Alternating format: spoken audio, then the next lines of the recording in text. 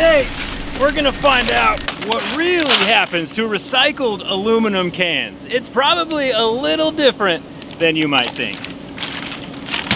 It all starts right here in Alabama with Constellium, and an aluminum recycling facility that's been here in the USA recycling aluminum for the past 90 years. They are currently one of the largest used beverage can recycling facilities on the planet. Since aluminum is infinitely recyclable and 75% of all aluminum ever mined is still in circulation today, there's a very good chance that the cans you see here in these bales have already been through these fiery furnaces more than once, and it's time for them to ride the roller coaster of rebirth yet again. Behind me, each of these bales weighs about 1,000 pounds and contains about 30,000 aluminum drinking cans. Here in the United States, Americans consume about 100 billion cans a year, and they need to be recycled somewhere.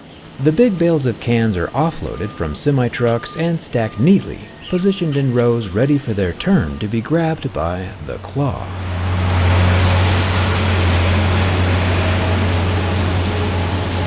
The claw is really a grapple excavator that shreds full bales of cans to get them ready for processing. Thumbs up for that cool machine. Once the bales are broken open, the big front loader can then scoop up the loose cans and drop them onto a vibratory conveyor belt.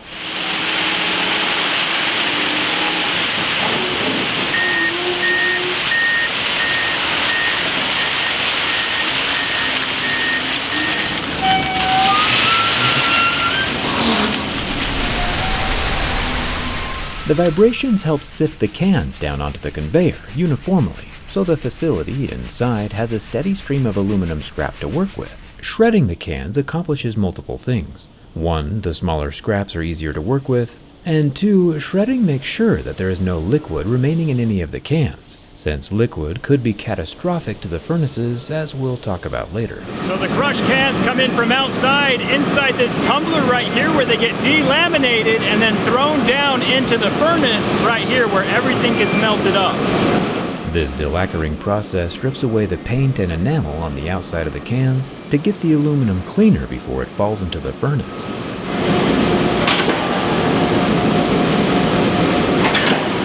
And curiously, the best way to mix the new can scraps in with the already hot molten metal is with 2 mechanically stomping feet, like some kind of steampunk wine press. The oversized aluminum boot stompers help press the top layers of scrap down into the molten aluminum underneath. Aluminum melts at about 1,220 degrees Fahrenheit, so these furnaces are cooking, quite literally. I had to put on some special PPE to keep me safe. This aluminumized jacket and gloves do 2 things. They reflect a lot of the radiant heat coming from inside the furnace, while at the same time they're made with aluminum themselves, so if there is any accidental splashes, the aluminum would bead up and roll off of my suit, keeping me safe underneath, hopefully. Speaking of splashes, one of the biggest concerns here at the factory is liquid getting inside of the furnace or the crucible. Since liquid water expands about 1,000 times in volume when it turns to steam, any cans with liquid still inside of them would create an explosive silvery lava bubble, which is why the shredding and drying process is so important. Now that we have the molten aluminum lava all melted up inside of the furnace, it's time to collect it all in the largest crucible I've ever seen. The crucible is a specially built cup that can collect the silvery liquid aluminum for transport. Since the casting building is about a quarter mile away, we have to drive the liquid over to the next building, and a remote-controlled overhead crane does all the heavy lifting for us. Recycling aluminum uses 95% less energy than mining new aluminum from the ground, which also means recycled aluminum has 95% fewer emissions, while at the same time decreasing our dependence on foreign mines, since we can just recirculate our own supply forever.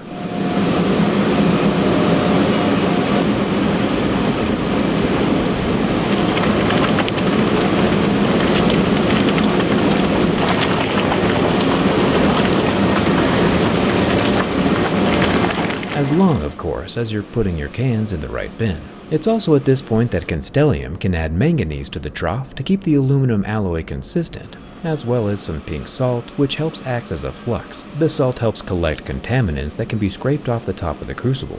The slag that's getting scraped off is just the impurities, and non-aluminum metals that have floated up to the surface. Yeah, it's pretty warm in here. Pretty warm. After the top is scraped off, the whole crucible is hoisted back onto the awaiting truck to be driven off to the casting portion of the factory, which is another fun process to watch. If the trucks aren't able to leave right away, they can park under some torches to help keep the aluminum from solidifying, since that would become a very large and heavy problem. Constellium recycles about 1 billion pounds worth of aluminum every single year, and this factory operates all day long, 24/7, since the furnaces can never be allowed to go cold. Once the trucks arrive at the casting machine, the easiest way to get the aluminum out of the crucible is with a giant straw. The straw sucks up the aluminum like a forbidden Slurpee cup. You can see how fast it drains the molten aluminum in real time. Even though aluminum can be infinitely recycled, it's estimated here in the USA that about 60 billion cans are thrown into landfills every year, where they can't be recycled. The United States has an aluminum can recycling rate of about only 43%, which is pretty bad compared to Canada's 71% aluminum can recycling rate. I guess that's why they call it Canada, and the UK is sitting at around 80%. But it's actually Brazil that beats everyone with a nearly 100% aluminum can recycling rate. Nice work, Brazil. But you're probably like, hey Jerry, how do we get the liquid aluminum into a usable format? And I'm very glad you asked. The coolest part of this whole process is the casting and the rolling. The aluminum we just hoovered out of the crucible is poured into massive 40,000 pound ingots, 6 at a time, without using any molds. Constellium pours the molten aluminum into a rectangle in the ground, and then as the aluminum cools down, thanks to the misters and flowing water, it can solidify into free space below the rectangle, creating an aluminum obelisk. This is called electromagnetic casting. A magnetic field helps the metal solidify without physically touching the walls of the mold, giving the slabs a uniform, smooth finish on the hardened exterior, which will come in handy later. Constellium's ingots are about 2 meters wide and 5 meters long, and weigh more than your mom's minivan. It's as dense as 12 minivans to be exact. The crazy part though is that even though they look hard and finished from the outside, they can retain their heat and be too hot for humans to touch for 2 or 3 more days as they sit on the factory floor. Once they are fully formed, the only thing that can move them around here at the factory is the overhead crane. These use large pincers to grab each ingot. It's rather impressive seeing a crane that can easily hoist these massive slabs of aluminum. Remember, each one of these weighs as much as a school bus. Constellium takes safety very seriously and blocks off all traffic underneath the crane's path while it's in motion. And while giant rectangles are fun and everything, to get the aluminum into a more usable form factor, we need to smash it a lot, over and over again, until it is 7 miles long. The chosen ingot is reheated in a furnace to make it malleable, and then hot rolled with a 10,000-ton rolling mill. 10,000 tons is about the equivalent weight of 3,000 elephants, all stampeding very neatly in the same spot. The ingot rolls back and forth through the mill, getting flatter and longer with each pass. You can see the liquid emulsion floating on top of our casting. This oil and water mixture accomplishes 2 things. The oil helps lubricate the metal as it gets rolled, and the water helps distribute the heat of the metal as it gets worked, to keep it from warping and cracking. I also thought it was cool to see each of the electric motors attached to the rollers, since rolling and stopping and changing directions of a 40,000 pound block of aluminum requires a lot of horsepower.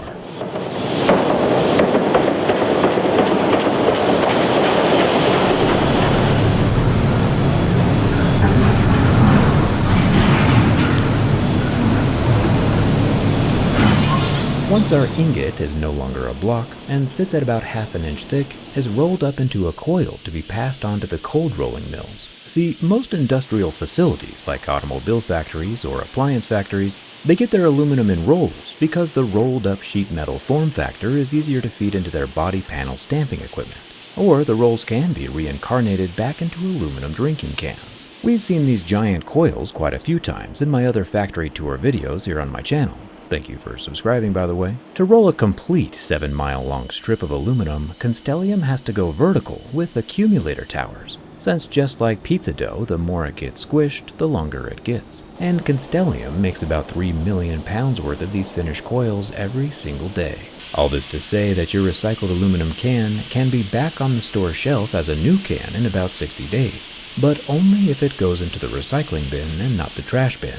The nice thing about recycling aluminum cans though is that most recycling places will pay you for the metal, or you can always throw them in your street side recycling bin if that's easier.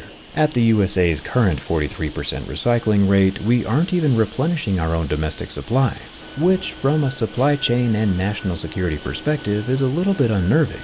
Do you recycle your aluminum? Let me know down in the comments. 40 of those bales of cans were turned into the massive ingot, which was then rolled into this huge coil behind me. So make sure you put your next beverage can in the recycling bin so it can turn into your next vehicle, your next airplane, or back into a can you can drink from again. Hit that subscribe button if you haven't already, and thanks a ton for watching. I'll see you around.